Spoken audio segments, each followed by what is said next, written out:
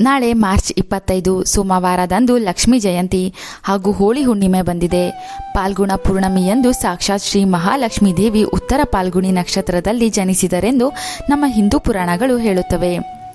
ತಿರುಪತಿಯಲ್ಲಿ ಈ ಲಕ್ಷ್ಮೀ ಜಯಂತಿಯನ್ನು ಬಹಳ ವೈಭವದಿಂದ ಆಚರಿಸಲಾಗುತ್ತದೆ. ಲಕ್ಷ್ಮೀ ದೇವಿಯ ಅನುಗ್ರಹಕ್ಕೋಸ್ಕರ ಈ ದಿನ ಮಾಡುವ ಪೂಜೆಗಳು ನಿಯಮಗಳು 1000 ಪಟ್ಟು ಹೆಚ್ಚು ಫಲ ಕೊಡುತ್ತದೆ ಎಂದು ನಂಬಲಾಗುತ್ತದೆ. ಈ ದಿನ ಈ ಒಂದು ಎಲೆಯಿಂದ ಲಕ್ಷ್ಮೀ ದೇವಿಯ ಪೂಜೆ ಮಾಡಿದರೆ ನಿಮ್ಮ ಜೀವನದ ಎಲ್ಲ ಕಷ್ಟ ಬಡತನ ದೂರವಾಗಿ ಅದೃಷ್ಟ ಐಶ್ವರ್ಯ ನೆಮ್ಮದಿ ತುಂಬಿ ತುಳುಕುತ್ತದೆ. ಶ್ರೀಮಂತಿಕೆಯ ಸುಖ ನಿಮ್ಮದಾಗುತ್ತದೆ ಎಂದು ಹೇಳುವುದರಲ್ಲಿ ಯಾವುದೇ ಸಂದೇಹವಿಲ್ಲ.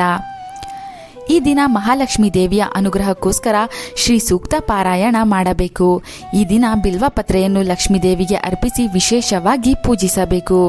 ಏಕೆಂದರೆ ಬಿಲ್ವಪತ್ರೆಯನ್ನು ಶ್ರೀಪತ್ರೆ ಎಂಬ ಹೆಸರಿನಿಂದಲೂ ಕೂಡ ಕರೆಯಲಾಗುತ್ತದೆ. ಸಾಕ್ಷಾತ್ ಲಕ್ಷ್ಮೀ ಸ್ವರೂಪ ಎಂದು ಪುರಾಣಗಳು ಹೇಳುತ್ತವೆ. ಇಷ್ಟೇ ಸಂಖ್ಯೆಯಲ್ಲಿ ಲಕ್ಷ್ಮೀ ದೇವಿಗೆ ಬಿಲ್ವಪತ್ರೆ ಅರ್ಪಿಸಬೇಕು ಎಂಬ ನಿಯಮವಿಲ್ಲ. ಎಷ್ಟು ಸಾಧ್ಯವಾಗುತ್ತದೋ ಅಷ್ಟು ಬಿಲ್ವಪತ್ರೆಯನ್ನು ಲಕ್ಷ್ಮೀ ದೇವಿಗೆ ಅರ್ಪಿಸುತ್ತಾ ಭಕ್ತಿ ಭಾವದಿಂದ ಪೂಜಿಸಬೇಕು. ಇದರ ಜೊತೆಗೆ ಲಕ್ಷ್ಮೀ ದೇವಿಗೆ ತಾವರೆಯ ಹೂ ಕೂಡ ಇಷ್ಟ. ಆದ್ದರಿಂದ ತಾವರೆ ಹೂವನ್ನು ಕೂಡ ಲಕ್ಷ್ಮೀ ದೇವಿಗೆ ಮರೆಯದೆ ಅರ್ಪಿಸಬೇಕು. ತಾವರೆಯ ಹೂವು ಅರ್ಪಿಸಿದರೆ ಮೋಕ್ಷ ಪ್ರಾಪ್ತಿಯಾಗುತ್ತದೆ. ಬಿಲ್ವಪತ್ರೆ ಅರ್ಪಿಸಿದರೆ ಐಶ್ವರ್ಯ ಪ್ರಾಪ್ತಿಯಾಗುತ್ತದೆ. ಲಕ್ಷ್ಮೀ ದೇವಿಗೆ ಅರಿಶಿಣವೆಂದರೆ ಬಹಳ ಪ್ರೀತಿ. ಎಲ್ಲದಕ್ಕಿಂತ ಮಂಗಳಕರವಾದ ವಸ್ತುವೆಂದರೆ ಅದು ಅರಿಶಿಣ. ಆದ್ದರಿಂದ ಲಕ್ಷ್ಮೀ ದೇವಿಯು ಯಾವಾಗಲೂ ಅರಿಶಿಣದಲ್ಲಿ ವಾಸಿಸುತ್ತಾಳೆ. ಆದ್ದರಿಂದ ಲಕ್ಷ್ಮೀ ಜಯಂತಿಯ ದಿನ ಅರಿಶಿಣದಿಂದ ಲಕ್ಷ್ಮೀ ದೇವಿಗೆ ಅಭಿಷೇಕ ಮಾಡಬೇಕು. ನಿಮಗೆ ತಿಳಿದ ಮಂತ್ರಗಳನ್ನು ಹೇಳಿಕೊಳ್ಳುತ್ತಾ ಅಥವಾ ಲಕ್ಷ್ಮೀ ಅಷ್ಟೋತ್ತರ ಶತನಾಮಾವಳಿ ಕೇಳಿಕೊಂಡು ಅರಿಶಿಣದಿಂದ ಲಕ್ಷ್ಮೀ ದೇವಿಗೆ ಅಭಿಷೇಕ ಮಾಡುತ್ತಾ ಬೇಡಿಕೊಳ್ಳಬೇಕು. ಲಕ್ಷ್ಮೀ ಜಯಂತಿ ದಿನ ಮನೆಯ ಸದಸ್ಯರು ಅನುರಾಗದಿಂದ ಇರಬೇಕು. ಯಾವುದೇ ರೀತಿಯ ಜಗಳ ಮನಸ್ತಾಪ ಮಾಡಿಕೊಳ್ಳದೆ ಲಕ್ಷ್ಮೀ ದೇವಿಯ ಜನ್ಮದಿನವನ್ನು ಹಬ್ಬದ ಸಡಗರದ ರೂಪದಲ್ಲಿ ಆಚರಿಸಿ ಮನೆಯನ್ನು ಶಾಂತವಾಗಿಟ್ಟುಕೊಳ್ಳಬೇಕು. ಎಲ್ಲಿ ಶಾಂತಿ ಪ್ರೀತಿ ನ್ಯಾಯ ಇರುತ್ತದೋ ಅಲ್ಲಿಗೆ ಲಕ್ಷ್ಮೀ ದೇವಿಯು ಬರುತ್ತಾಳೆ. ನಾಳೆ ಮನೆಯಲ್ಲಿ ಲಕ್ಷ್ಮೀ ದೇವಿಗೆ ಹೀಗೆ ಪೂಜಿಸುತ್ತಾ ಮನೆಗೆ ಮುತ್ತೈದೆಯರನ್ನು ಕರೆದು ಅರಿಶಿಣ ಕುಂಕುಮ ಬಳೆ ವೀಳ್ಯದೆಲೆ ಅಡಿಕೆ ಕೊಟ್ಟು ಸಾಧ್ಯವಾದರೆ ಒಂದು ರವಿಕೆಯ ಕಣ ಕೊಟ್ಟು ನಮಸ್ಕಾರ ಮಾಡಿ ಪ್ರೀತಿ ಸಂತೋಷದಿಂದ ಕಳುಹಿಸಿಕೊಡಬೇಕು. ನಿಮ್ಮ ಬಡತನ ಹಣಕಾಸಿನ ಕಷ್ಟ ಶೀಘ್ರವಾಗಿ ದೂರವಾಗಲು ನಾಳೆ ಲಕ್ಷ್ಮೀ ದೇವಿಗೆ ತಪ್ಪದೆ ಪರಮಾನ್ನವನ್ನು ತಯಾರಿಸಿ ನೈವೇದ್ಯವಾಗಿಡಿ. ಪೂಜೆಯ ಬಳಿಕ ಈ ಪರಮಾನ್ನದಲ್ಲಿ ಸ್ವಲ್ಪ ಮನೆಯ ಸದಸ್ಯರು ಸೇವಿಸಿ ಅಕ್ಕಪಕ್ಕದ ಮನೆಯ ಮಕ್ಕಳಿಗೆ ಮುತ್ತೈದೆಯರಿಗೆ ಹಂಚಿ. ಇದರಿಂದ ಲಕ್ಷ್ಮೀ ದೇವಿಯು ಎಷ್ಟೋ ಪ್ರಸನ್ನಗೊಂಡು ನಿಮಗೆ ಆಶೀರ್ವದಿಸುತ್ತಾಳೆ. ಪರಮಾನ್ನ ತಯಾರಿಸಿದ ನಂತರ ಸ್ವಲ್ಪ ಪಚ್ಚೆ ಕರ್ಪೂರವನ್ನು ಪರಮಾನ್ನದ ಮೇಲಿಟ್ಟು ಶ್ರೀ ವೆಂಕಟೇಶ್ವರ ಸ್ವಾಮಿಯನ್ನು ನೆನೆಸಿಕೊಳ್ಳಿ.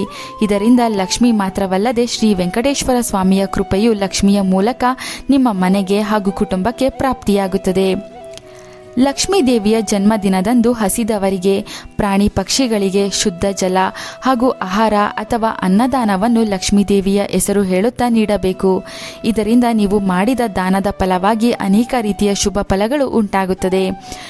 ಇದರಿಂದ ಆರ್ಥಿಕ ಸಮಸ್ಯೆಗಳು ಶೀಘ್ರವಾಗಿ ದೂರವಾಗಿ ಲಕ್ಷ್ಮೀ ಕೃಪೆ ಸದಾ ನಿಮ್ಮೊಂದಿಗೆ ಇರುತ್ತದೆ.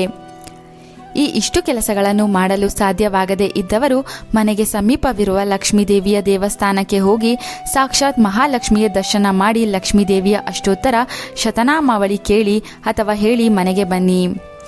ಇಡೀ ದಿನ ಲಕ್ಷ್ಮೀ ದೇವಿಯ ಸ್ಮರಣೆಯನ್ನು ಮಾಡುತ್ತಾ ಕಳೆಯಬೇಕು. ಅಮ್ಮನವರಿಗೆ ಪ್ರಿಯವಾದ ಕನಕದಾರ ಸ್ತೋತ್ರ ಪಾರಾಯಣ ಮಾಡುತ್ತಾ ಲಕ್ಷ್ಮೀ ಜಯಂತಿಯನ್ನು ಆಚರಿಸಬೇಕು.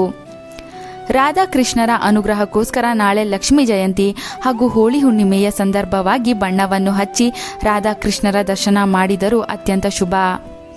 ಹೋಳಿ ಹುಣ್ಣಿಮೆಯಂದು ಯಾರ ಮನಸ್ಸಿಗೂ ನೋವುಂಟು ಮಾಡದೆ ಲಕ್ಷ್ಮೀ ದೇವಿಯ ಪೂಜೆ ಮಾಡುತ್ತಾ ಹೋಳಿ ಹಬ್ಬ ಆಚರಿಸಿ.